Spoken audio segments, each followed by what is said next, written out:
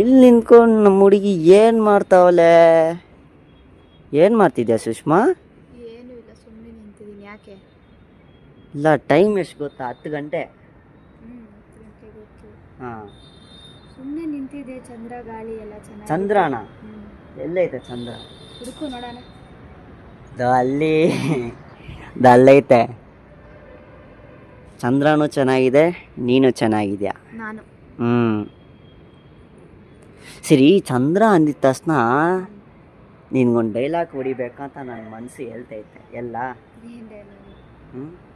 ಚಂದ್ರ ಇದ್ದಾನೆ ವೈಟು, ಚಂದ್ರ ಇದ್ದಾನೆ ವೈಟು, ನಮ್ಮ ಹುಡುಗಿ ಬಿಟ್ರೆ ಬೇರೆ ಹುಡುಗಿರು ಹೊಡಿಯಲ್ಲ ಸೈಟು.